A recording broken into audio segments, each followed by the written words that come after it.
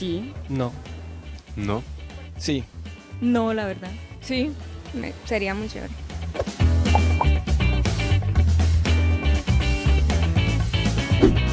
Mamar gallo, pero también informar. Retos, Cosas aburridas. ¿Qué hacen los youtubers? Se maquillan. como lo que hizo Santos, mostrar su lado más amigable. Un día en la vida del youtuber.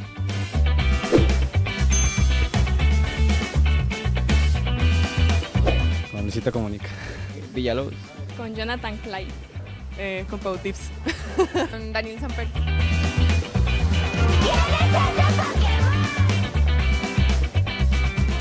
No. La verdad, no. Uri. No. Ni idea. Otamario. Decano de Santiago. Santiago.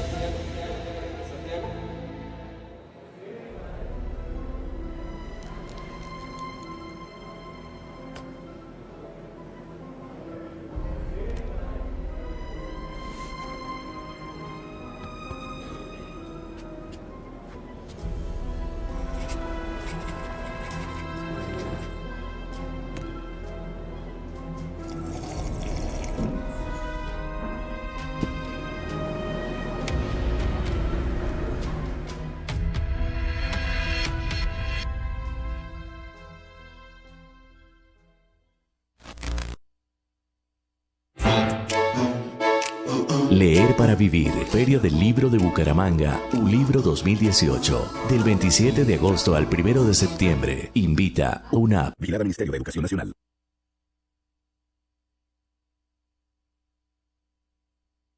Sigue todas las transmisiones de Ulibro 2018 a través de www.unaptv.com o descarga nuestra aplicación UNAP TV y disfruta del contenido de Ulibro 2018, disponible en Android y iOS.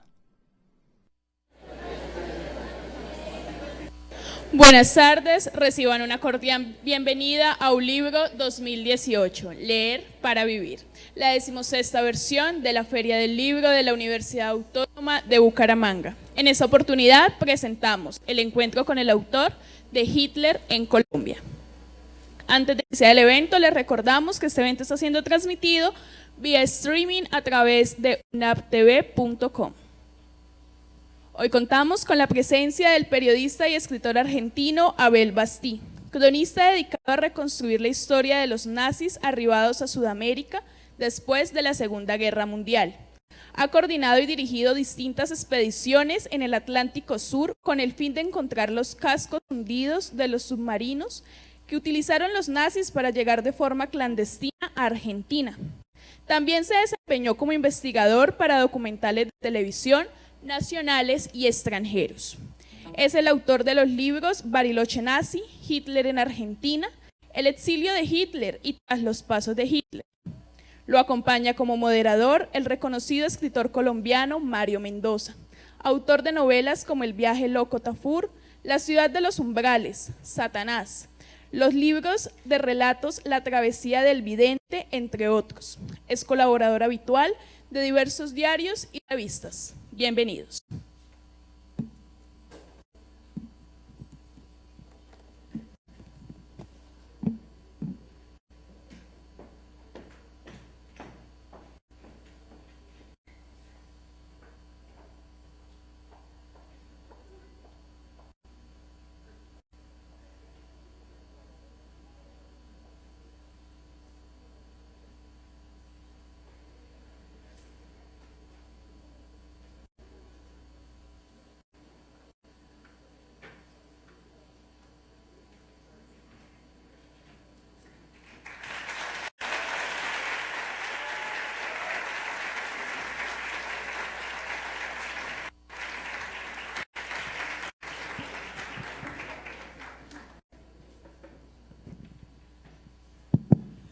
Bueno, no estoy muy acostumbrado al formato de sala, me cuesta un poquito de trabajo, ¿verdad? Soy de vieja guardia, que significa profesor entrando con pupitre, haciendo asiento tradicional. Pero bueno, intentaré. Además, esto es incómodo, es porque uno no puede poner libros, subrayar, no puede hacer nada, ¿verdad? Es como si fuera una conversación familiar en la casa de una tía. Entonces vamos a hacer un esfuerzo para acoplarnos al asiento. Bueno, muchísimas gracias por su presencia, mil gracias por sacar de su tiempo para venir a debatir a un libro que me parece que es una de las ferias más importantes en este momento en Colombia, va cogiendo fuerza, cada vez tiene más importancia para nosotros los escritores, la gente de la cultura en general. Bucaramanga se está volviendo prácticamente una agenda obligatoria anual. Entonces hablábamos con Erika, con la directora, que nosotros anotamos ya en la agenda prácticamente esta semana como una de las semanas claves para venir a hablar de nuestros libros, nuestras investigaciones, etcétera. Entonces es un enorme placer ver cómo Bucaramanga tiene una fuerza y un empuje tremendo en ese sentido, y la universidad vinculada a ello pues le va dando, por supuesto, cada vez más relevancia y prestancia. Así es que muchas gracias, son ustedes los que hacen la feria, mil gracias a la universidad por la invitación, y para mí es un enorme placer estar con un autor a quien tanto estimo, alguien que fue muy importante para mí durante la elaboración de mi trabajo de campo, de mi última novela, Diario del Fin del Mundo. Ayer hablé sobre Abel, de alguna manera hice una pequeña introducción preparando lo que iba a ser la conversación de hoy. Estuvimos juntos en la Feria del Libro, hemos conversado en varias oportunidades, esta mañana volvimos a charlar. Creo que es uno de los grandes autores del tema a nivel mundial. Yo conocí a Abel primero a través de History Channel, lo vi en National Geographic, lo vi un poco en todos lados. Había leído a otros autores argentinos expertos en el tema de migraciones nazis en América Latina y en el Cono Sur, pero lentamente, poco a poco, los libros de Abel me fueron cautivando, y me parece una mezcla curiosa entre un periodista, escritor y al mismo tiempo un detective, ¿verdad? Hay un lado de Abel que a mí me atrae profundamente, y es su lado detectivesco, ¿no? Es una persona con un rigor increíble, una persona que va detrás de los testigos, de las huellas, de cualquier pista que aparezca, inmediatamente él está detrás. Así es que bienvenido, Abel, y me alegra mucho volver a compartir contigo en público. Bienvenido a Bucaramanga. Bueno, muchas gracias. Un gusto estar acá. Muchas gracias a la universidad que ha tenido la gentileza de invitarme y de traerme, porque yo vengo de Bariloche, de la Patagonia. Así que vengo viajando hace un rato largo. Bariloche es un lugar muy lindo, muy paisajístico, en el confín del mundo. Imagínense en 1945 lo que era ese lugar. Y por esa razón, porque era muy lindo, porque estaba muy alejado en el confín del mundo, muchos inmigrantes alemanes, fugitivos de guerra, encontraron refugio en la Patagonia argentina y chilena. Yo vivo a 15 kilómetros de una gran estancia donde muchos nazis, incluyendo al principal, encontraron refugio en 1945.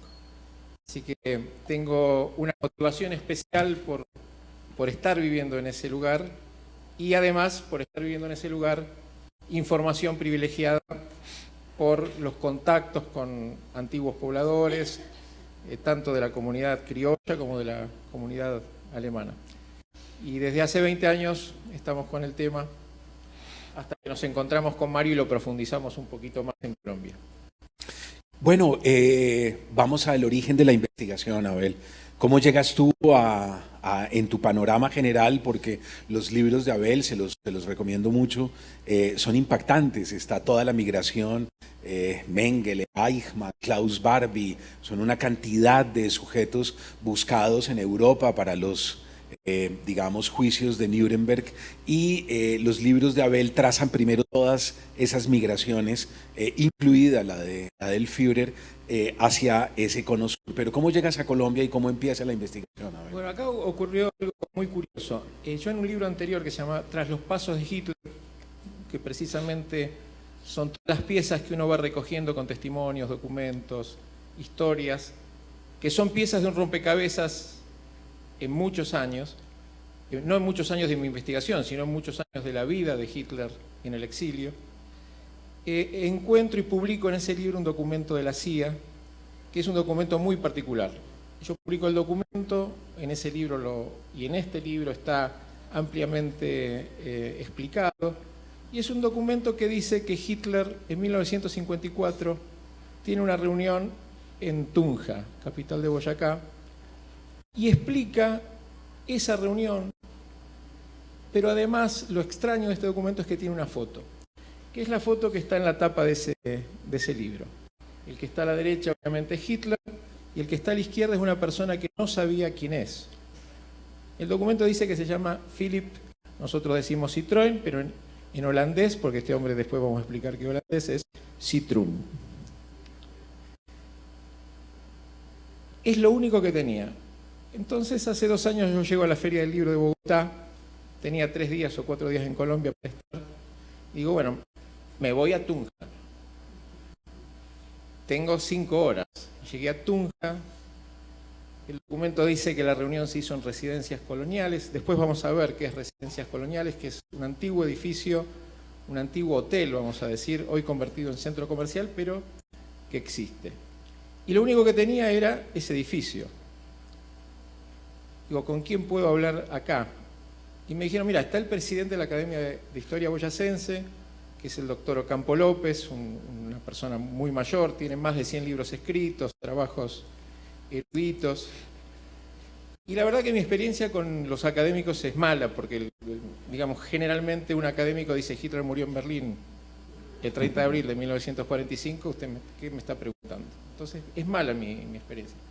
Pero como tenía muy poquito tiempo, y era la única persona que podía ir a ver, porque es lo que me habían dicho, fui, le golpeé la puerta al doctor Ocampo López, lo saludé, me invitó a pasar, muy amable, le dije, mire doctor, yo sé que no sé si cuadra esta pregunta, pero yo tengo un dato de que Hitler estuvo en 1954 en Tunja.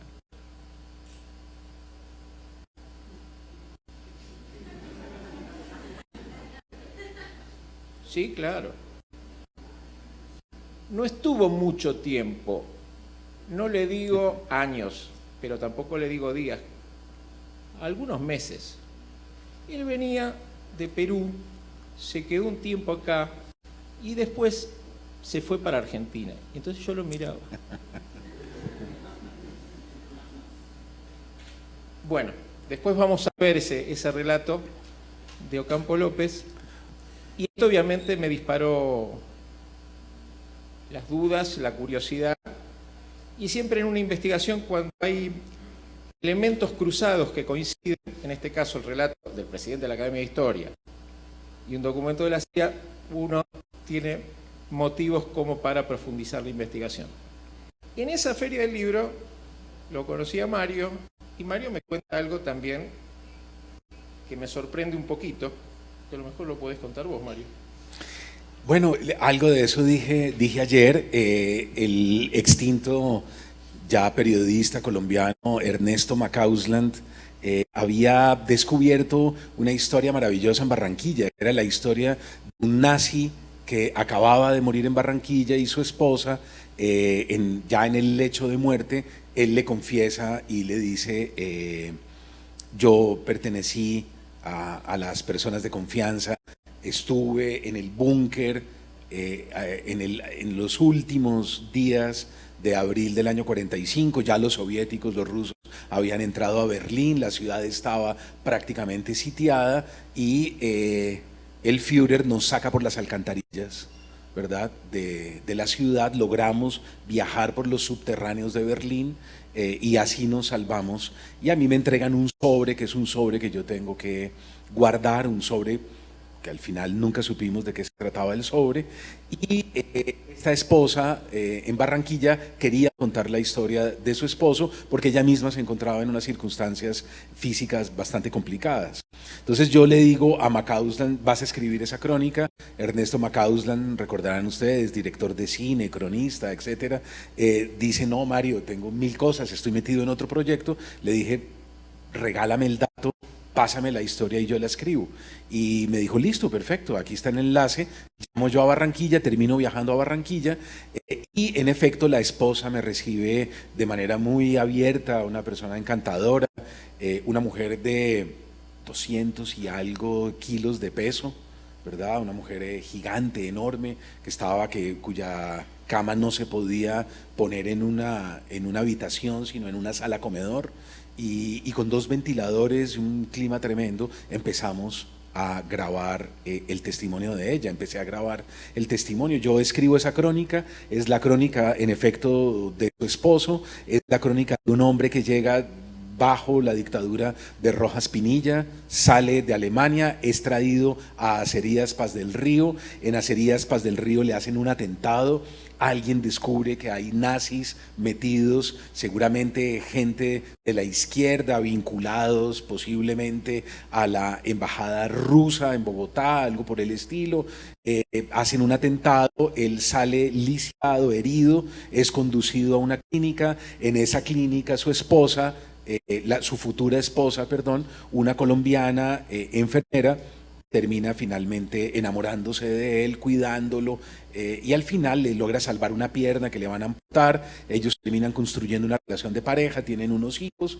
él se instala en Barranquilla y muere prácticamente camuflado, sin decir absolutamente nada. Cuando yo escribo esa crónica, en realidad, le decía ahora a Abel, no tengo ni idea de qué estoy escribiendo.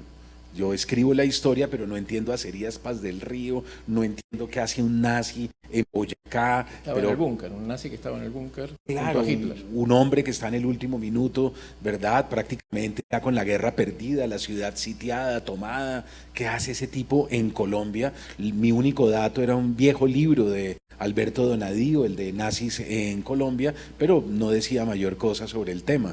Entonces yo, en realidad, cuando le cuento a Abel, le digo, mira, yo alguna vez estudié algo sobre un nazi, un reportaje para la revista Gato Pardo, le envío a Abel, tenemos ahora el mismo editor, entonces le envío el artículo y ya está. Pero yo no tengo ni idea. En realidad yo vine a entender, te confesaba, lo que había hecho cuando leí tu libro. No sabía cuál era la importancia de Acerías Paz del Río, ni qué hacía un hombre de la época de Rojas Pinilla, un nazi en esa zona. Bueno, vamos a hacer una pequeña presentación audiovisual para explicar en qué consistió esta investigación a partir de estos datos iniciales. El documento de la CIA, con esa foto, el relato de Mario y el de Ocampo López. El primer tropiezo en Colombia para mí, para investigar, fue que no hay, o hasta el momento de escribirse este libro, libros que hablen de los nazis en Colombia después de la guerra. No hay libros, no hay artículos periodísticos, no hay trabajos académicos. Esto es digamos, una debilidad para empezar una investigación, porque en un país que no es el mío, es muy difícil arrancar con 0 datos. Uno de los trabajos que hice fue de investigación de artículos periodísticos de época. Y con sorpresa nos vamos a encontrar, por ejemplo, eso es el diario El Tiempo, diciendo sensacionales afirmaciones sobre el Führer en Bogotá. El diario de abajo a la derecha es un diario estadounidense de habla hispana que dice que se rumorea que Hitler se halla en Bogotá. El de arriba es una ceremonia de recibimiento de un acorazado nazi que estuvo atracando en Colombia en el 1935. El Guajira, ¿no? Sí. Acá vemos una publicación especializada policial, ustedes pueden leer, que Hitler estaría también en Colombia, no alcanzo a ver bien los títulos. El otro también es el diario El Tiempo. ¿Ustedes llegan a ver desde el final? Dice nuevo dato sobre la posible llegada de Hitler a Colombia. ¿Eso lo alcanzan a ver? Ah, bien.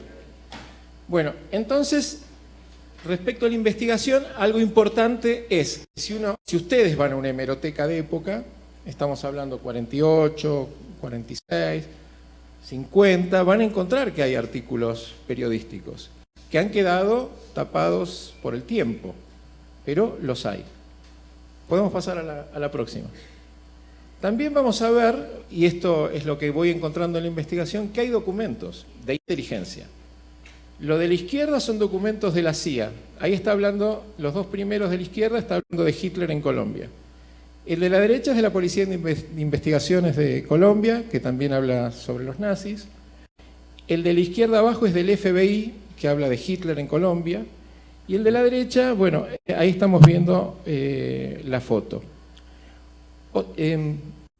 O sea que vamos a ver que había artículos periodísticos, tenemos documentos de inteligencia de época, mucha cantidad. Yo les estoy dando ejemplos acá, O sea, esas 4 hojas que vimos de documento de inteligencia son dossiers, son expedientes, hay mucha documentación. Lo otro que comencé a ver, en Bogotá hay por lo menos 200 coleccionistas de cuestiones bélicas relacionadas al Tercer Reich. 200. Con piezas originales que llegaron a Colombia. Si llegaron, llegaron con personas. Acá vemos medallas, uniformes, armas, libros. Bueno, esa es una cerámica de la zona del búnker, insignias. Podemos pasar a la otra. Esa bandera de la izquierda la trae el hijo del presidente Ospina, de Berlín. Es original, es bastante impresionante la bandera. Dentro de estas piezas que yo decía que son piezas históricas. A la derecha, bueno, todos los integrantes de este acorazado, el Carrefour, que son homenajeados por el presidente de Colombia, ahí están en Cali. En esa época había una relación bastante interesante entre Colombia y Alemania. ¿Por qué no la citas, Abel? ¿Por qué no citas un poco lo de Laureano Gómez, verdad? En Alemania, y Rojas Pinilla en Alemania, ambos, porque los dos están en Alemania en misiones oficiales. Sí. Pinilla está con una misión especial encabezada por Martínez Landines, que era un general de la Guerra de los 1000 días. Están comprando armamento a los alemanes, determinados armamentos. Ahí conocen a la jerarquía nazi y tienen una buena relación y establecen un vínculo que se va a mantener en el tiempo. Estamos hablando de la época preguerra, donde Alemania pasa a ser el segundo socio comercial de Colombia después de los Estados Unidos. Y esta relación se intensifica con el correr del tiempo, tanto en lo comercial como en las relaciones personales y vínculos entre políticos, empresarios y militares colombianos con sus pares hermanos. Bueno, uno de estos artículos de época que me llamó mucho la atención es de ¿cómo se llama el periodista? Que no lo llego a ver, que tú lo conoces. Claro, González, es Toledo, creo, ¿no? González Toledo. Claro, Bueno, Felipe González Toledo, que es famosísimo, un cronista de la época muy importante porque tiene una crónica sobre el 9 de abril del 48. Y él fue uno de los grandes cronistas de esos años en Colombia. Incluso a él le debemos buenos datos de lo que pasó el 9 de abril del 48. Ustedes recordarán, y en tu libro hay una alusión también al tema, ¿verdad? Laureano Gómez termina finalmente abriendo la convención y hacen a un lado a Jorge Eliezer Gaitán. Jorge Eliezer Gaitán era la persona que quería abrir y era lo que se supone que iba a abrir la convención, y al final Laureano Gómez le dice que no, lo suprimen, y por eso es que llega un estudiante a la oficina de el negro Gaitán, como le decían, el indio Gaitán, ¿verdad? Llega a la oficina un estudiante cubano y le dice: ¿por qué no hacemos una cosa? ¿Por qué no abre la convención nuestra, la convención estudiantil? Era Fidel Castro, ¿verdad? Fidel Castro estaba el 9 de abril del 48 en Bogotá, y es Fidel el que habla con Jorge Eliezer Gaitán y le dice: ¿por qué no abre la convención nuestra? A usted ya le cerraron la puerta ya. Laureano Gómez, que era la ultraderecha de la ultraderecha, recordarán, el padre de Álvaro Gómez Hurtado, ¿verdad? Le dice: usted le cerraron la puerta, entonces abra la convención, y a usted le conviene tener estudiantes en el resto de América Latina contactados con usted. Y Jorge Eliezer Gaitán dice: claro, perfecto, ok, abro entonces la convención de ustedes. Y esa es la razón por la cual al día siguiente queda inmediatamente Fidel encargado de recoger a Jorge Eliezer Gaitán para llevarlo y que abra la convención. Esa es la razón por la cual el 9 de abril del 48 él está muy cerca de la oficina de Jorge Eliezer Gaitán, está Fidel Castro, cuando matan a Roa y estalla el Bogotazo. Él está muy cerca de la línea de Roa mata a Gaitán, claro, y está Fidel muy cerca del asesinato, pero matan a Roa, ¿verdad? O sea, matan a Roa en el sentido en que lo cogen a patadas, lo llevan prácticamente hasta la carrera séptima, le hacen un linchamiento público, y ahí entre la gente, entre la multitud que ve el asesinato de Roa, está Fidel.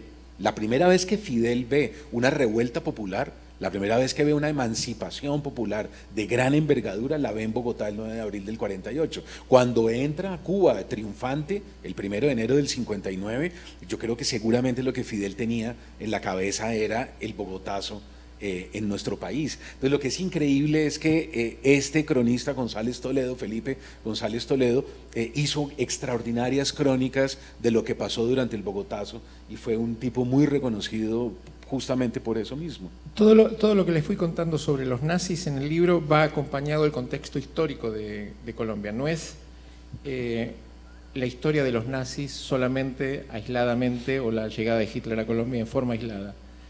Y le vamos a dar además, y le damos en ese mismo libro además un contexto internacional histórico. Si no, no se entiende esto. Todavía no lo podemos entender que uno diga que Hitler estuvo en Colombia o que los nazis estuvieron en Colombia y nunca nos enteramos de que había un solo nazi en Colombia. Pero lo que se pretende hacer con esta obra y con las otras es dar el contexto internacional, la trama de complicidades que hizo posible que esto fuera así y la trama de complicidades que hizo posible que nadie se enterara. Porque nadie se enteró de algo que era muy importante, demasiado importante, como era la migración masiva de nazis a América, en particular a Colombia, que nunca se habló, y de los personajes más importantes. Una cosa más, Abel, perdón.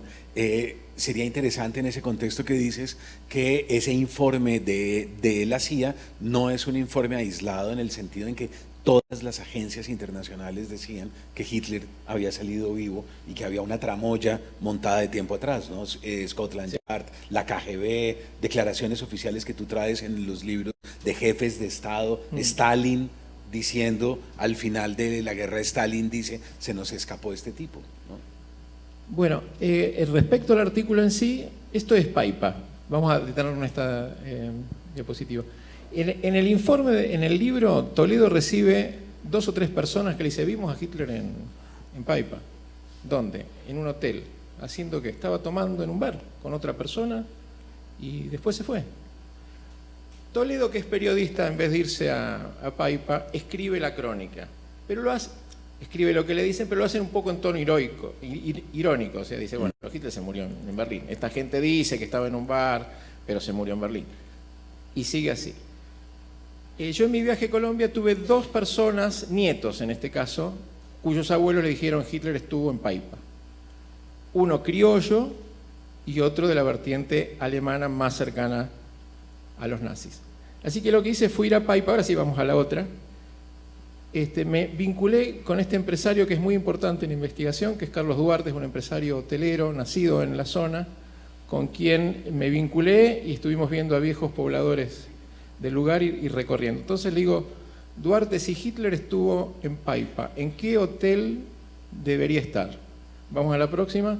Me dice, en entonces llamado Hotel Termal. Le digo, ¿por qué? Porque era el más lujoso. Tenía, el cocinero había venido, era el cocinero de Shah de Persia, tenía lo último, y además era el único que tenía bar. Vamos a la próxima. Tenía, si ustedes ven, arriba es la terraza. Desde la terraza se ve la pista de aterrizaje. Increíble. Uno se para en la terraza del hotel, al lado del hotel, cruzando la calle, está la pista de aterrizaje. Ahora sí, pero también en 1950. ¿Qué hace una pista de aterrizaje para esa época en Paipa? Vamos a la próxima. Ese era el único bar del hotel y posiblemente el único bar de los hoteles del lugar. Y como ven, tenía artículos muy refinados. Ese piano es un piano alemán súper labrado, una belleza, realmente una belleza. Vamos a la próxima. Estas son las piscinas termales y algo muy curioso. Yo cuando hablaba con los viejos empleados del hotel, los conserjes, los mozos, dice, acá venían los alemanes en el año 50, 49. ¿Y qué venían? Sí, venían del frente de batalla. Me dice, ¿cómo? ¿Del frente de batalla venían acá? Sí, sí. Nosotros teníamos un problema con esta gente, un problema serio, porque nos daban la propina con moneda extranjera y acá no teníamos dónde cambiarla. Entonces, claro, uno dice, 1950, los alemanes se reunían en un hotel en Paipa. Podía ser que conocieran Colombia, pero irse hasta Paipa. Vamos a la próxima. También encontré una foto en Paipa de un personaje que está allí de saco y corbata, no sé si lo llegan a ver, que es el personaje que nos contaba Carlos, que había estado en el búnker de Berlín, que es un hombre nazi que se llama Heinz. Todas estas historias en el libro están mucho más desarrolladas, yo se las estoy condensando. Vamos a la próxima. Bueno, ahí empezamos a recorrer la zona de campo, hablando con la gente del lugar. Vamos a la próxima. Y llegamos a Germania. Germania es la vereda anterior. Es la vereda anterior a Tunja. ¿Por qué se llama Germania? Hasta ahora no lo sé por qué se llama Germania. Bueno, ustedes saben que Tunja es una ciudad muy antigua de la colonia, un centro religioso, yo diría que es una ciudad religiosa por la cantidad de catedrales, escuelas religiosas, seminarios, etcétera, y muy conservadora. Pasemos a la próxima. Bueno, esa es una muestra de Tunja. Vamos a la próxima. Y ahí me encuentro con el doctor Ocampo López, que es la historia que yo le contaba antes. Me encuentro con Ocampo López, le digo, yo tengo, no le llevé el documento, pero le dije, tengo un documento de la CIA, que es el de abajo, y es posible que Hitler haya estado. Ya les hice el relato, sí, es posible. Estuvo en 1954, vino, digo, pero ¿quién tenía conocido acá? Ah, su amigo Julio Sieber. Vamos a la próxima.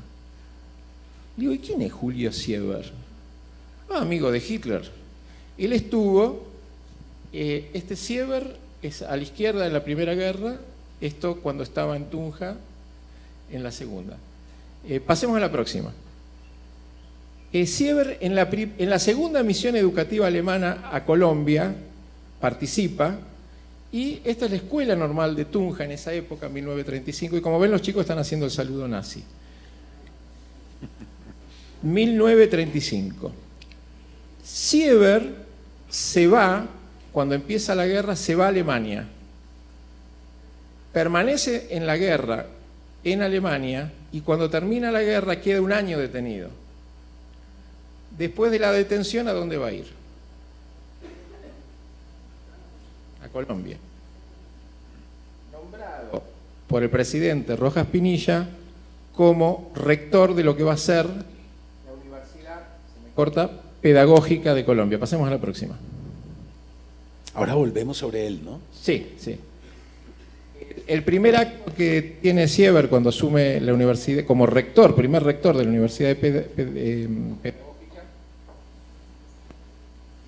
es instaurar el águila. Vamos a la siguiente, a la que estábamos. Sí. Al águila como emblema de la universidad y establece un anillo para los egresados que tiene runas, que tiene imágenes simbólicas, que bueno, algún experto quizá lo podrá develar. Pero además establece un sistema que ya había establecido en la primera misión educativa, muy rígido. Había cuerpos especiales para detectar si había alumnos comunistas o había cuestiones extrañas, todo en un sistema de disciplina muy importante. Pasemos a la próxima. Con esos datos, con lo que me decía Ocampo López, yo tuve que averiguar realmente quién era Sieber. Lo que tienen en pantalla, no lo había mostrado antes, es el prontuario de la Policía de Investigaciones de Colombia sobre Julio Sieber. Ahí están todos sus datos, está toda su historia, sus antecedentes, y lo que está en el centro es las condiciones y contrato con Rojas Pinilla para ser rector de la Universidad de Tunja, pero además representante entre el gobierno colombiano y el alemán en determinadas cuestiones que se establecen en un acuerdo firmado entre el gobierno de los dos países en 1953-52. Vamos a la próxima. Esto sigue siendo Tunja.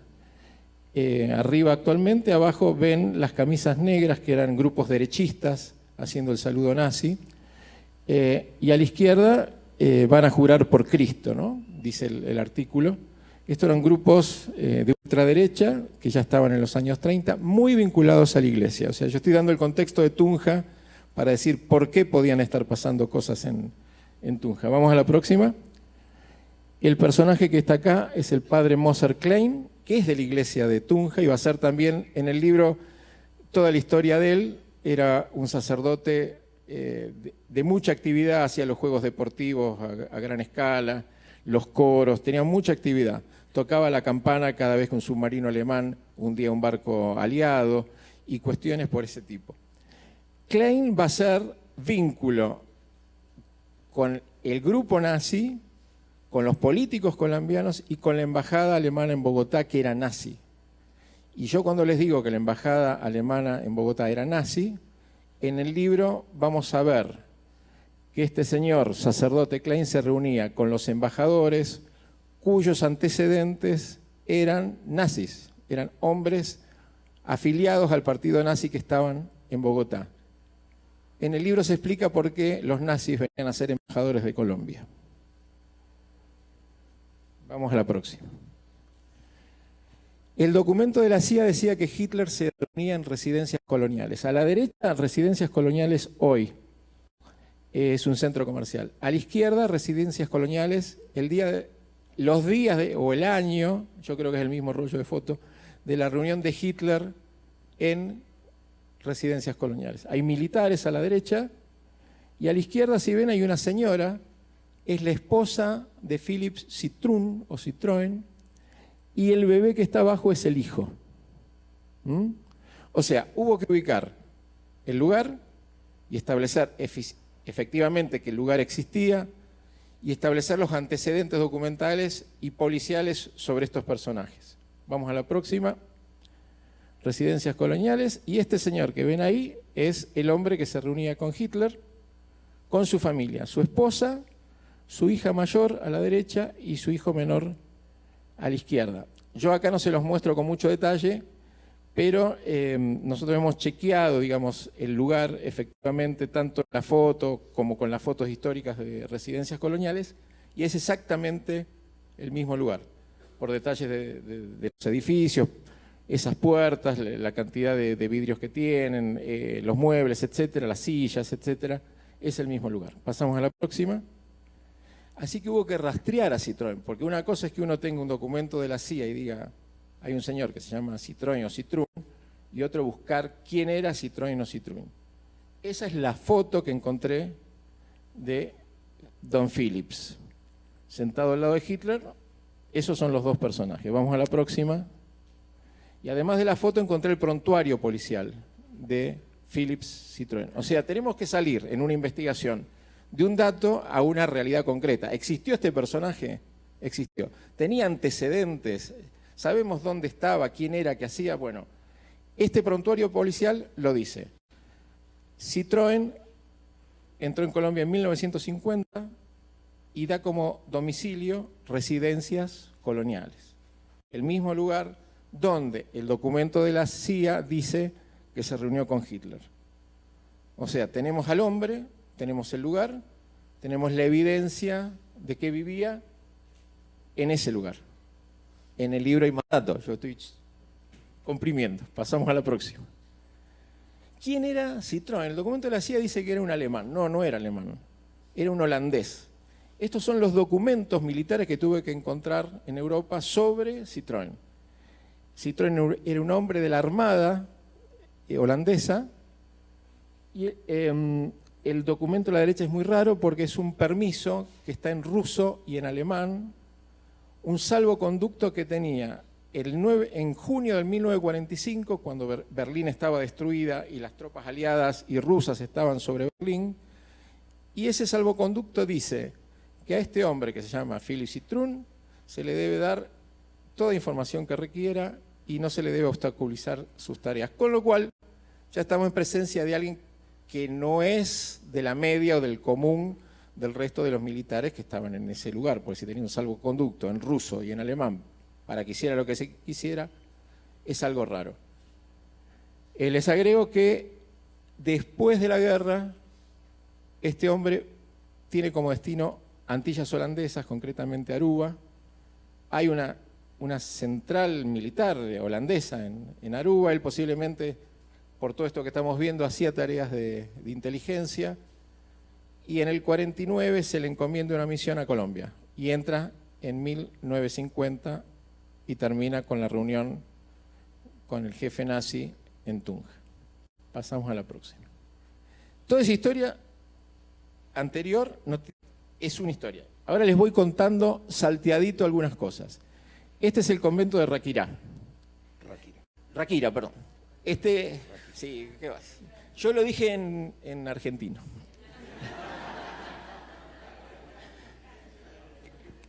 ¿Qué encontramos en el convento? No voy a decir cuál. En el convento, la próxima. Mezcladas con armas españolas antiguas, encontramos armas nazis exhibidas al público. En la derecha se ve claramente la esvástica de esa daga. Encontramos bayonetas exhibidas al público. Ahora no sé si la sacaron después que salió el libro.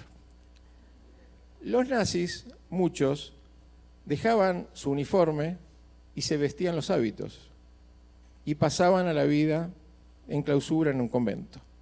Las armas se las entregaban a la iglesia y en este caso eran exhibidas al público. Próximo. También en el libro va la historia del general Belarmino Pinilla, que es un as de la aviación colombiana, el primer piloto de helicóptero, piloto de varios presidentes de Colombia, quien asegura que en un lugar que está marcado frente a la Guajira, por aquí, no sé si se llega a ver, hay un puntito negro allí, dice que en el año 62 sobrevoló varias veces, él estaba en una misión sanitaria, y estuvo varios meses en una misión sanitaria, un submarino alemán que él asegura que está hundido en ese lugar. Lo de la izquierda es una presentación mía a la Armada colombiana, preguntando sobre el submarino. Me dijo que tenía que preguntar a la Dirección General Marítima. La Dirección General Marítima me dijo que busque un folleto donde están todos los hundimientos, que a lo mejor encuentro el submarino. Esto que les cuento es verdad, ¿eh? Esto que les cuento es verdad. Con el documento de la CIA de Hitler hice lo mismo. Presenté siempre a través de las formas legales y los carriles que corresponde a la inteligencia colombiana la consulta sobre el documento. En el libro están esas contestaciones, esos documentos, y ellos dicen que antes se clasificaban los documentos de una forma que ahora no saben cómo es, entonces que les resulta prácticamente imposible buscar esa información en esos años. Esa es la respuesta oficial militar sobre el documento de la CIA de Hitler en Colombia. Pasemos al próximo. Bueno, algo que no había, yo les decía, en Colombia es identificación de nazis que hayan llegado después de la guerra. Acá paseando por un cementerio, buscando en un cementerio, encontré esta cruz, es de un comandante de la CSS que se llama Redberg. A la izquierda está, bueno, en Bogotá, a la derecha está en Europa durante la guerra. En el libro contamos toda la historia de Redberg, la próxima, así como de otros nazis. El de la izquierda es un personaje que es Steinke. Este hombre trabajó en Acerías Paz del Río en el mismo tiempo que estaba Hinz. Son ejemplos esto, ¿eh? Puede haber muchos más. Y Rojas Pinilla dice, vos sos el hombre ideal para mi servicio de inteligencia. Así que este nazi trabaja dentro de los servicios de inteligencia de Rojas Pinilla. Los de la derecha son aviadores. Hubo muchos aviadores. Yo estoy ahora viendo los registros migratorios, pero hubo una cantidad de pilotos alemanes increíbles llegados a Colombia. Muchos fueron a trabajar a empresas de fumigación, otros a empresas de pasajeros. En el libro desarrollo, porque pareció muy interesante la vida de la derecha, que Steven vive el hijo, que me dio mucha documentación sobre su padre y me contó que él había ido primero a Argentina, había escapado a Argentina. En Argentina estaba la Fuerza Aérea alemana, que era Galan, y Galan le dice, a ver, no, a vos te toca Colombia, vos te vas para Colombia. Sí. La próxima. Bueno, ahí lo tenemos al Hinz, al famoso Hinz, que la historia la escribió Mario, y el de la derecha me volvió loco, porque nosotros teníamos la Feria del Libro y queríamos terminar el libro para presentarlo en la Feria del Libro. Cuando estábamos escribiendo, apareció una documentación sobre un criminal de guerra húngaro que terminó viviendo en Colombia. Pero teníamos cientos de hojas, muchos folios. Entonces hubo que traducir todos esos folios y armar la vida de este hombre para ver quién diablos era y por qué termina en Colombia, por qué se lo había ido a buscar o a tratar de encontrar a Hitler en España después de la guerra. y todo el periplo cinematográfico que hizo. Se llama Bacta y bueno, toda esta historia está contada en el libro. La próxima. Bueno, yo no voy a pronunciar, voy a decir Cundinamarca, porque después me van a corregir y van a decir que se dice Sesesquile o Sesesquilé. Ah, bueno. Bueno, pero esa es la versión colombiana que me dices tú. Bueno, ese es el famoso castillo del general Jorge Martínez Landines, que fue como un héroe de la Guerra de los 1000 días. Los familiares del general dicen que después de la guerra Hitler se reunía con Landines en el castillo y que inclusive se han sacado fotos. Así que bueno, una de las misiones en los próximos 100 años es buscar esas fotos. Próximo. Parque Los Alcázares, Bogotá. Si ustedes van al Parque Los Alcázares van a encontrar esa piedra con el nombre Berlín y con el oso. No la habían pintado con ese rosa, ¿eh? No sé a quién se le ocurrió hacer el oso rosa. Pero no se llama Los Alcázares, se llamaba Parque Alemania. ¿Por qué esa resolución que está a la izquierda es el nombre verdadero del parque, Parque Alemania? Y lo que está ahí es el resto de una capilla y de un orfanato que había ahí. ¿Qué tiene que ver todo esto con los nazis? La próxima. La próxima. Este hombre que se llama Pulido Galindo me llevó, tiene sobre el escritorio la foto de su padre y me dice, mire, mi papá me dijo que era huérfano, y colombiano, padres colombianos, abuelos colombianos, era huérfano, y que lo criaron en el orfanato. Pero como usted verá las fotos de la derecha, ese es mi padre. La verdad que de colombiano no tiene mucho, era rubio, ojos azules, muy alto, ahí está en la foto de casamiento. Y yo nunca quise creer que era colombiano, porque además cuando hablaba de los colombianos lo hacía en una forma como si él fuera extranjero. Entonces me presentó toda su investigación, que está en el libro, que da cuenta que ese asilo extrañamente tenía guardias en el exterior con perros policías. Entonces uno dice, un orfanato de la iglesia con guardias con perros policías, donde en vez de niños colombianos salían niños alemanes, es muy raro. Y que además cuando uno pregunta y dice, ¿usted sabe por qué está la placa, por qué se llama, se llamaba Alemania el parque, por qué está esta placa? Nadie sabe. En el libro desarrollamos toda esa historia con todas lo que averiguó Pulido Galindo, más información nueva sobre el orfanato misterioso de los Alcázares. Próxima. Bueno, esto es una investigación en Tabio. Es un ejemplo de todo el esfuerzo adicional que no sirve para nada. Que ocurre cuando muchas personas creen que están en presencia de un nazi o de Hitler en este caso, y dice, estaba en Tabio, era así, así, así, así. Así que yo perdí mucho tiempo en Tabio, busqué. Lo de abajo es la Secretaría, es el parque de la Secretaría de la Cultura, donde encontré la única foto de alguien con bigotito. Algo había que hacer. Y lo que vamos a ver ahora es muy corto, es una recorrida, la próxima, por Tabio, hablando con la gente de Tabio, diciéndole, encontré esta foto, ¿era la persona que...? Pero tiene un gran parecido, espérame, yo pongo mis gafas. ¿Sí? Sí. Sí, esa. No, es un señor de Rocío, creo yo más bien. No, tiene un gran parecido. No es. Bueno, esto es un ejemplo nomás, porque uno dice, bueno, llegamos a tener toda esta información, pero toda esta no la llegamos a tener. Fue a lo mejor la misma o más cantidad de tiempo con vías muertas. En el libro hay un capítulo concretamente de varios casos falsos, donde sí eran nazis, pero no era Hitler. Yo estaba a la vuelta de mi casa, Hitler, porque... Bueno, vamos. Pero no era. Pero todo ese entre el arranque y el no era, y la conclusión de que no era, es mucho tiempo y esfuerzo que no se ve reflejado después en el resultado del libro, ¿no? Volvimos a Duarte.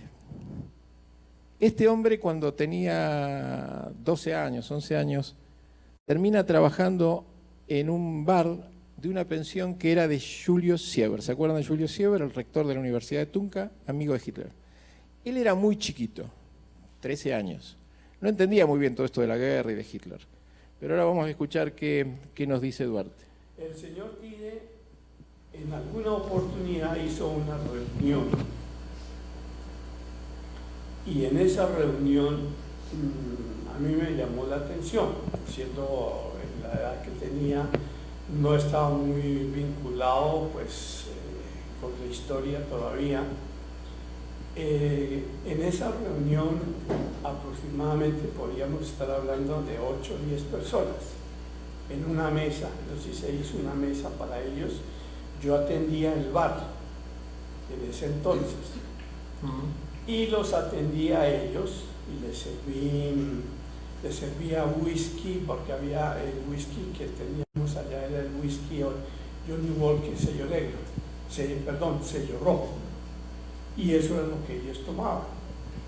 Y al rato apareció y tenía un mostacho como el que tenía Hitler, y todo el mundo se reían, levantaban las manos y tal vez el famoso Heil Hitler o algo así. ¿Y el señor de bigote cuando hacía el Heil Hitler qué hacía? No, pues él así, con las manos así, apenas miraba. Entonces eso, pues, es decir, no levantaba las manos ni nada, sino simple se erguía un poquito. Y todos los demás lo saludaban. Y todos levantaban las manos. Entonces, pues cojo esos libros, pongo a mirarlos, y siempre me llamó la atención la fotografía de Hitler. ¿Por qué? Porque yo vi a ese señor, lo vi representado en esa figura de esa época, ya en Bogotá, atendiéndole, sirviéndole el whisky. ¿Y con el bigote de igual? Entonces, para mí, y los rasgos era el mismo, la estatura más o menos, por ahí como unos 70, algo así, un poco más o menos, sí, por ahí, sí. no era muy alto. No. La forma del pelo en la cabeza estaba siempre, digamos, como corrido hacia un lado. La frente, los ojos es lo que tal vez no puedo distinguir bien, pero para mí era esa persona era Hitler. Para mí era él. El personaje, el testimonio de Duarte es importante porque el lugar es importante. Era un lugar donde había reuniones de pocas personas alemanas, nazis, y pertenecía a Julius Sieber, al rector de la Universidad de Tunja, que ya, como vimos antes, tenía toda esta vinculación con estos alemanes y en particular con Hitler. Bueno, Belarmino Pinilla, el general, nos va a contar también sobre dónde viviría Hitler. Resulta que mi hermano mayor, que es abogado penalista, trabajó en la Corte Suprema de Justicia. Tiene un gran amigo que vivió en el barrio donde vivimos nosotros. Ese barrio en Bogotá se llama Teusaquillo. Entonces hace unos 3 años se me apareció en la casa de mi padre, que la heredé, mi hermano mayor, con un amigo del barrio de ascendencia italiana, de apellido Giordanelli. Digo, hermano, aquí le traigo a este amigo que fue amigo de mi época. Mi hermano me lleva 10 años de edad, porque me dice que quiere contarte a ti que fuiste militar algo que si me cuenta a mí como abogado yo no le voy a creer. Entonces aquí está el amigo Giordanelli. Le dije, ¿qué me vas a contar? Me dijo, te quiero contar, no me quiero morir sin irme con eso, de que yo en este barrio conocí a Adolfo Hitler. ¿Cómo? ¿Y eso cuándo? Digo, pues a finales del año 1954 o comienzos del 55. Bueno, el relato de Pinilla en el libro, que es inicial, se corrobora después con 3 vecinos del lugar, que dicen que en esta casa, en el barrio Teusaquillo, había custodios fuera de la casa, lo que es muy raro, porque es un barrio donde vivían presidentes y ningún presidente tenía custodia. Donde había un Mercedes-Benz que entraba al garage y donde los 3 vecinos por forma separada, sin conocerse entre ellos, aseguran que un tiempo ahí vivió un señor y que ese señor con sus custodios era Adolfo Hitler, la casa de Teusaquillo. También está más desarrollado en el libro. La señora Ana Beatriz Aguasia. Ana Beatriz es una testigo que vive, que está viva, es mayor, vino en silla de ruedas en la presentación en la Feria del Libro, es una testigo muy importante. Ella trabajaba en un laboratorio manejado por alemanes nazis, que era Sanicol. El que está en el medio, ella es la que está a la derecha, el que está en el medio es el dueño, que se llama Boris Beshirov. Boris Beshirov es un personaje que yo tenía registrado porque aparece en las listas negras de los aliados durante la guerra. Él estaba en Colombia y figura como una de las personas vinculadas a los nazis durante la guerra. Así que por ese lado lo tenía a Beshirov. Ella me nombra a otra persona que era un químico que se llamaba Eugenio Winkele, que yo no tenía la menor idea quién era Eugenio Winkele. En la próxima, bueno, hubo que hacer una investigación sobre quién era Eugenio Winkele. A la izquierda lo vemos con su uniforme militar. Él primero perteneció a la Fuerza Aérea Alemana y después pasó al ejército y después no sé a dónde más pasó, pero en su prontuario policial se indica que llegó de Hamburgo, procedente de Alemania en 1950. Abajo a la derecha el contrato de trabajo con la empresa Sanicol, que es la empresa que decimos que estaba manejada por los alemanes. Y hay una serie de datos dentro del prontuario sobre Winkele. ¿Qué decía doña Aguasia, la señora que vimos antes?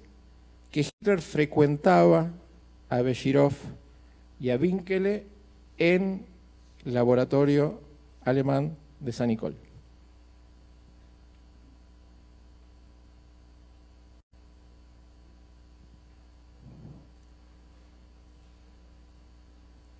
¿La próxima no te da? Es el más importante de todos.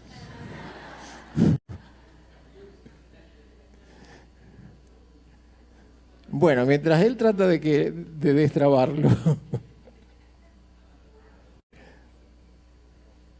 Es un complot. Es un complot. Sabotaje. Entra solo, a ver.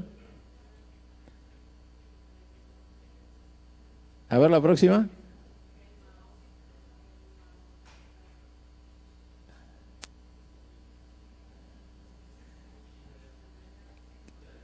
¿Quién nos habrá mandado el, no? ¿De dónde vendrán las ondas?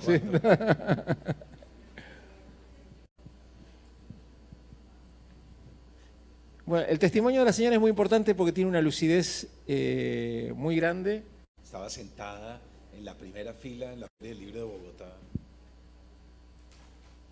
¿Cómo le decían a Hitler? Ya, ahí está. Eduardo. ¿En qué año lo conoció a Hitler? Sería el 57, tal vez. 57, por ahí. El 57. ¿Él qué hacía? Pasearse por el laboratorio, caminar, eran Don Boris. Él llegaba al laboratorio con Don Boris. Sí. ¿Usted por qué sabía que era Hitler? Porque él se presentó, que era Eduardo, pero nosotros ya por las fotos y todo eso sabíamos que era Hitler. ¿Y Beshirov en algún momento le dijo que era Hitler? Sí, él nos había dicho con anticipación, antes de llegar a él ahí. ¿Qué le había dicho Beshirov? Que iba a ir un señor, que se llama, su nombre era Eduardo. Él estaba en Alemania y por alguna circunstancia salió de allá. ¿Y él le dijo que iba a venir al laboratorio? Primero estuvo en Santandercito con Dinamarca. Él estuvo allá. ¿En la finca de Beshirov? Sí, la finca que vivía allá. Y luego al laboratorio. Era excelente persona. Usted habló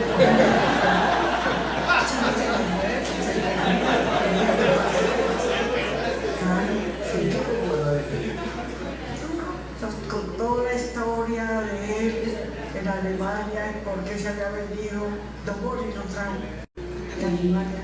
¿Él había estado antes en Colombia? Ah, no, eso sí no supe. Él no dijo si había estado antes, si había... No, no nos dijo. Pero cuando Boris lo trajo, estuvimos en San Andresito, Cundinamarca, ya tenía Don Boris una finca muy grande, tenía empleados allá, y nos llevaban a paseos allá. ¿Y dónde puede ser que vivía Hitler cuando estaba en Bogotá? En un apartamento de Boris. Creo que vivía en una parte de Usaquillo, tenía un apartamento, y allá vivía ella. ¿Entre ellos hablaban en alemán? ¿Entre Hitler, Bashirov, Winkel? Ellos sí hablaban en alemán. Se movían en alemán. Pero con nosotros hablaban castellano. Era muy simpático. ¿Entonces fue de San Nicolás? ¿En qué año? ¿Yo? Sí. Me retiré en diciembre del 60. Desde antes Hitler iba siempre a San Nicolás. Sí. Iba todas las semanas, una vez por mes, poco, era ¿Don Eduardo? Sí. Permanecía casi todos los días con Boris. Ah, eras muy... Sí, en gerencia, permanecían allá los dos. ¿Él estaba bien de salud, Hitler? Sí, estaba muy bien. ¿Caminaba bien? Caminaba bien. ¿Usaba bigote? ¿Cómo? Sí, tenía bigote. Llegaba a ver, pero el bigotito Un poquito bonito. Siempre estuvo con el bigote. Tenía bigote. Allá se llamaba Eduardo, no le decía Don Eduardo. Está bien. Allá nadie se tuteaba, señorita o señora. ¿Y vestía de saco, corbata? ¿Cómo se presentaba? Vestía como el corriente. Su vestido como el corriente. Se vestía. Y llegaba con Bashirov. Era muy tratable él. Bueno, acá está su foto. Ah, sí. Las personas que citamos en el...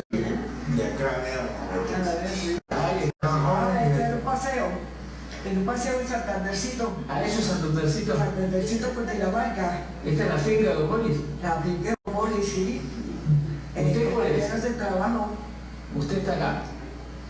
Sí, no sé si estoy acá. Sí, Claudia me dijo que estaba. Ah, ahí. Sí. Y estas son también las empleadas de confianza. Sí, empleadas de allá, sí. ¿Cuál dice que lo conoció como? ¿Cómo es? Como está aquí. Aquí lo conocí.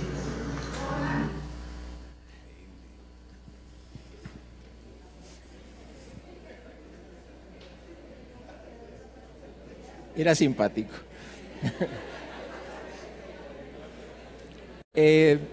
Hay un dato muy curioso que surgió durante años de investigación, pero que se confirmó en Colombia con los testigos, es que usaba bigote postizo.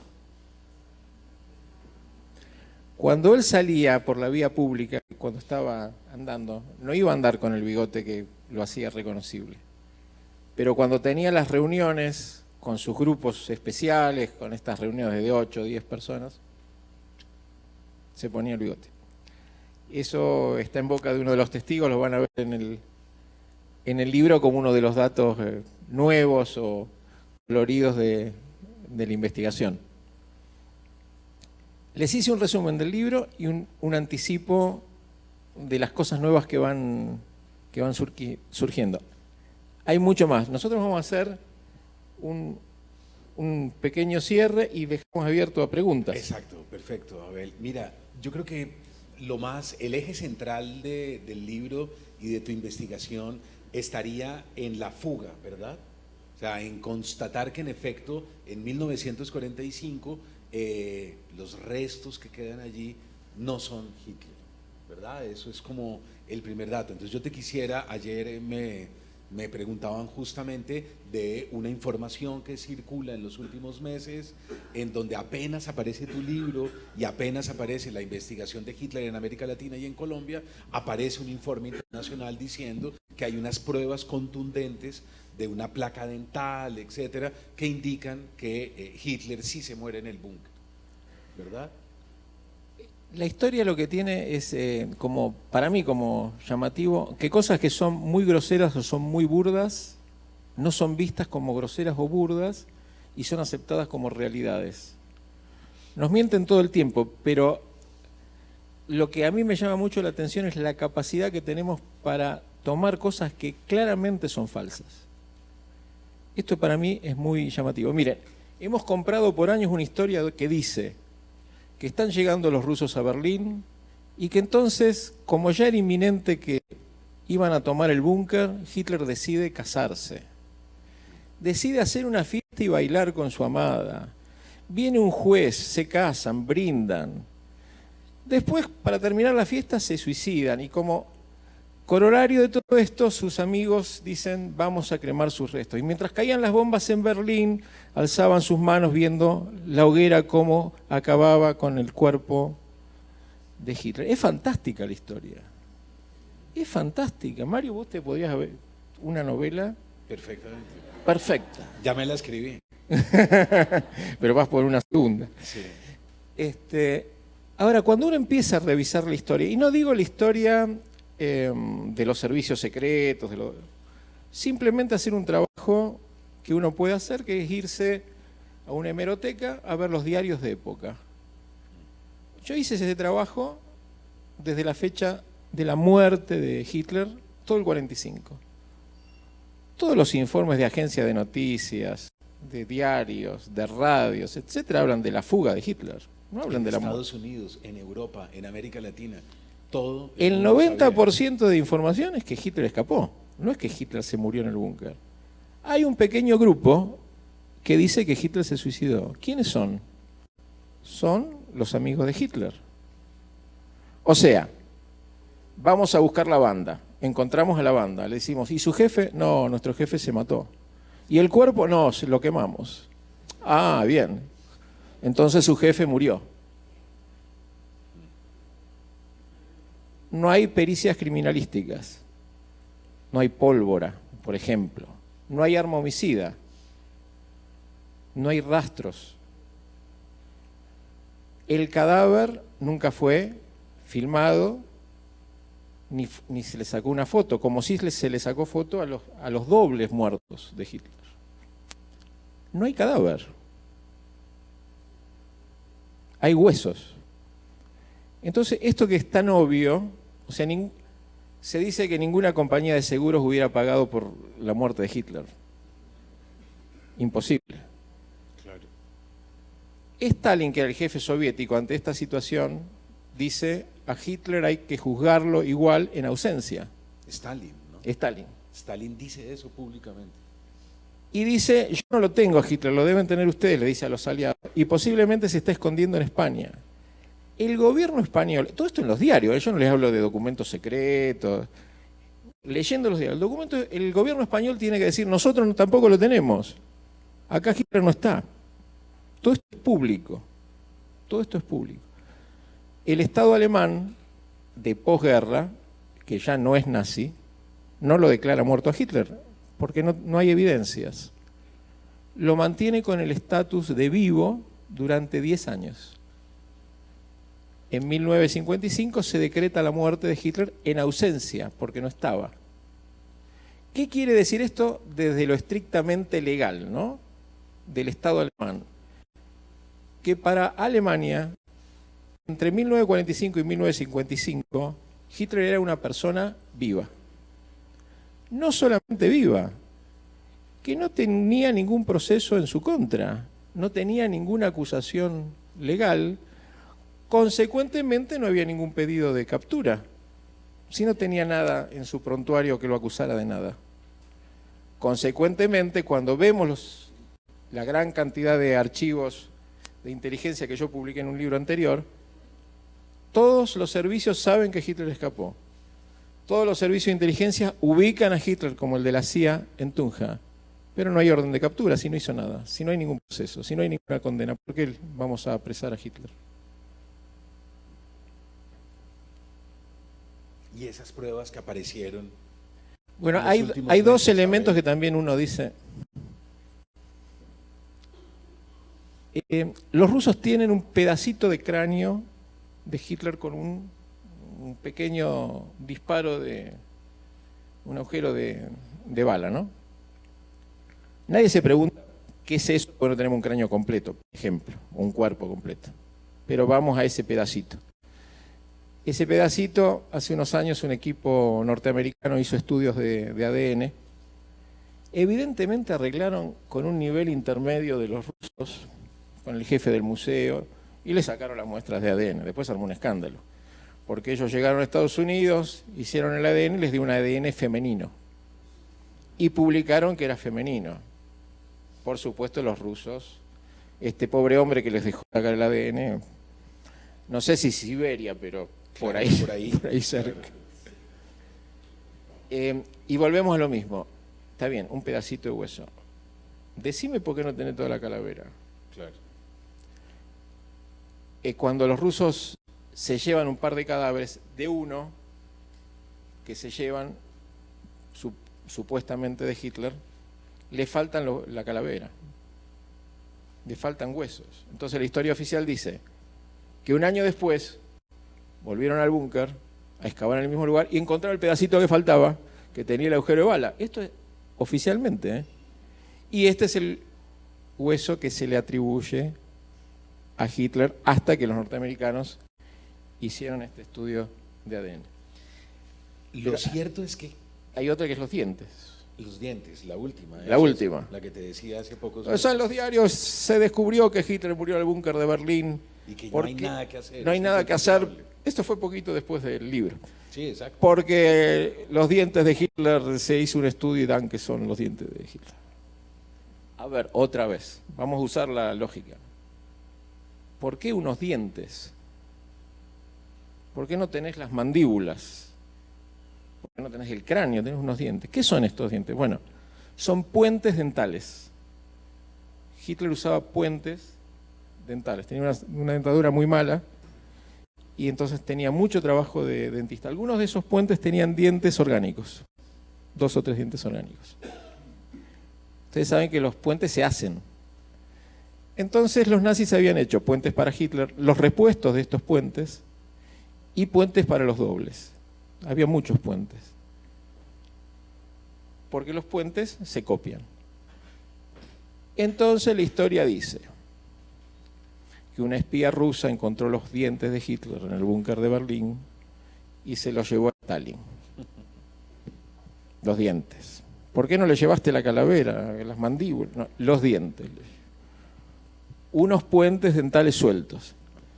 Stalin hizo copia de esos, eso lo dicen los rusos, de esos puentes, porque quería ver cuánto se podía copiar y como tenía capturado a los dentistas, les quería comprobar si efectivamente se correspondían con los puentes dentales de Hitler. Y sí se correspondían, porque eran iguales, eran copias. ¿Qué es lo nuevo? Lo nuevo es que un equipo médico forense con una calavera de Hitler de época, vivo, se ven los puentes dentales. Entonces ellos dicen, esos puentes dentales que tiene Hitler se corresponden con estos puentes dentales en tamaño, en forma, en determinadas características. Por lo tanto, estos puentes dentales son esos puentes dentales. Hitler murió en el búnker el 30 de abril de 1945 a las 15 horas. Esa es más o menos la conclusión. Cuando esta gente dice, bueno, pero además queremos hacer estudio de ADN de estos dientes, porque los dientes son de metal, los puentes, pero tiene algunos dientes orgánicos, metidos. Los rusos dicen, no, otra vez estudio de ADN. No. Y le prohíben hacer el estudio de ADN. Ahora, si vamos a los titulares, está descartado que Hitler se haya escapado. Claro. Ahora, Hitler tenía varios dobles, ¿verdad, Abel?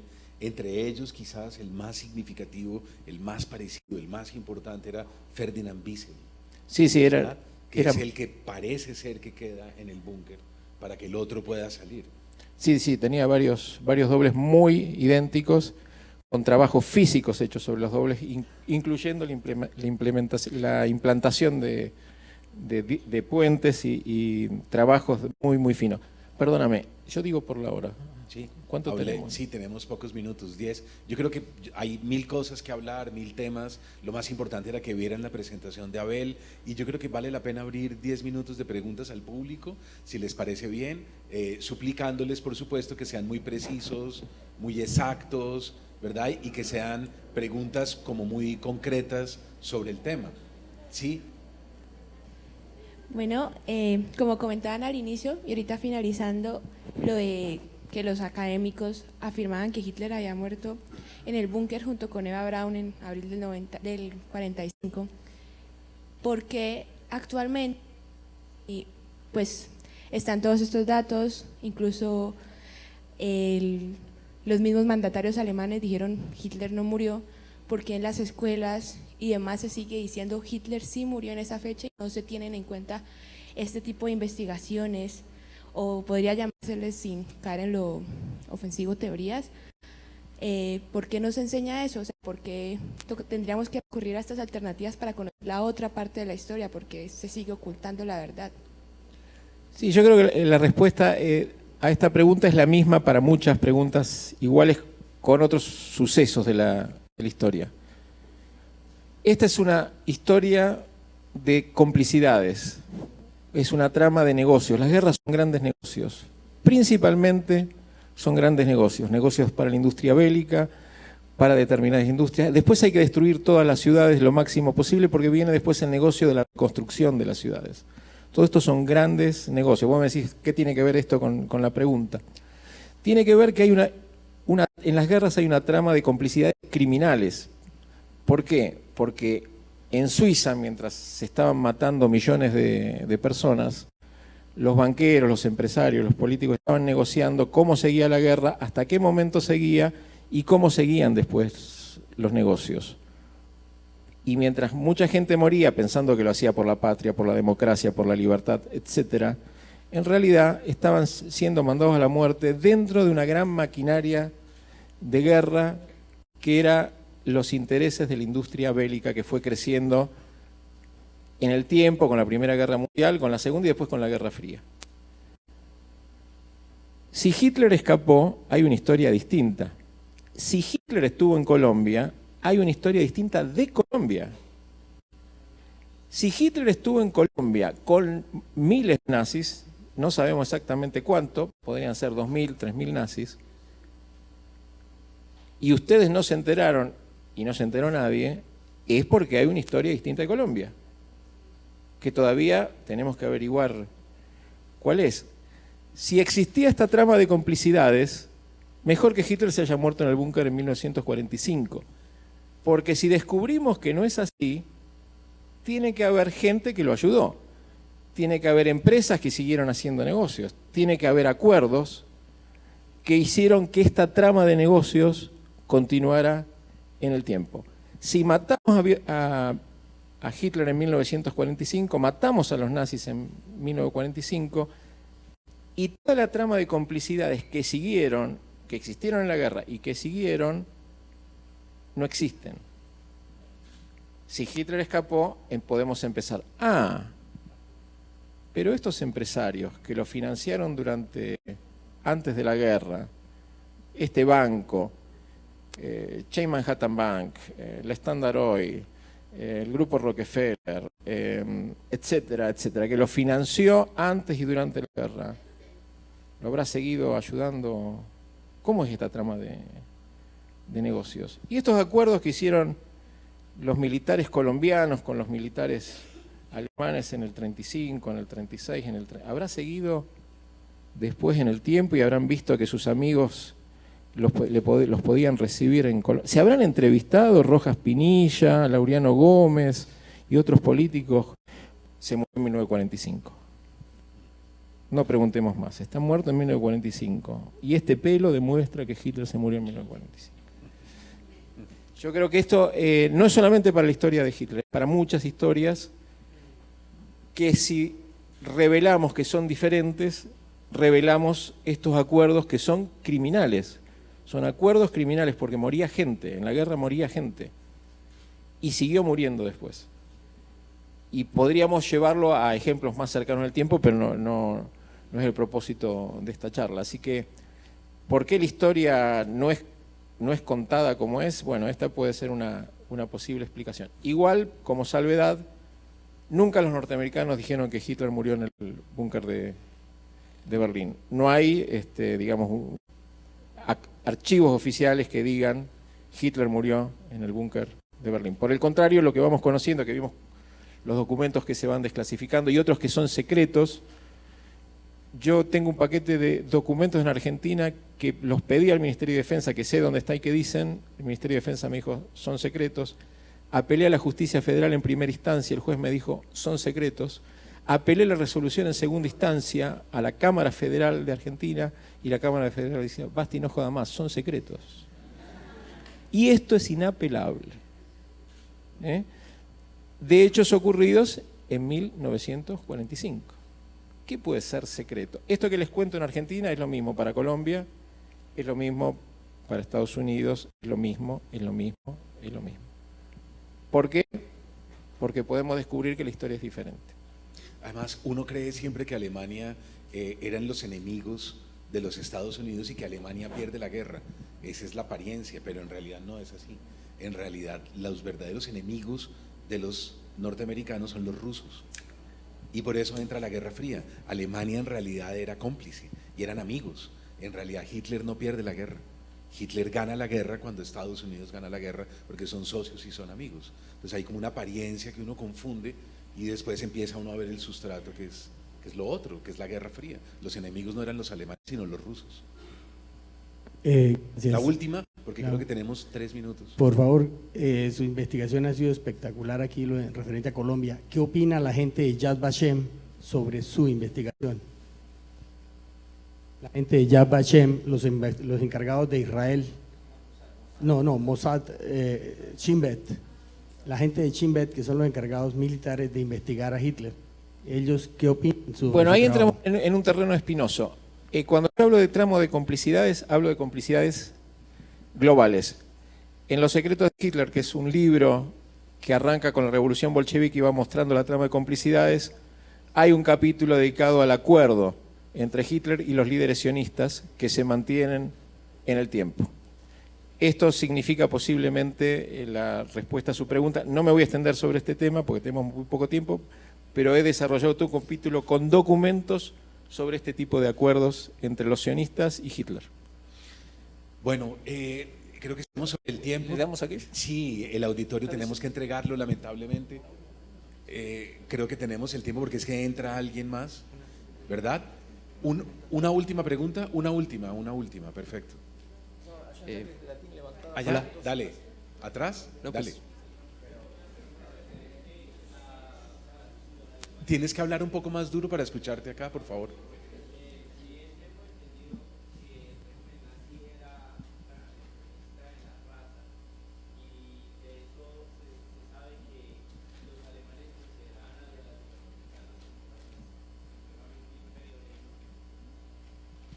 ¿Por qué se desenvolvió ese vínculo con los con dirigentes colombianos que igualmente eran latinos totalmente y que ellos no los toleraban? Y es una relación que pues ustedes la ponen como si ya llevara mucho tiempo. Bueno, posiblemente vamos a caer siempre en el mismo camino. Cuando los intereses, los negocios existen, superan toda diferencia de religión, de raza, de color. Seguramente, y esto va a ser posiblemente parte de un próximo libro, tenemos que descubrir cuáles eran los intereses, los negocios y los objetivos de los nazis y los americanos asociados en Colombia. Yo tengo una serie de hipótesis y desarrollos, pero no los voy a contar, pero esto supera que uno sea latino y otro sea alemán. Bien, invitarlos que Abel va a firmar su libro. Yo creo que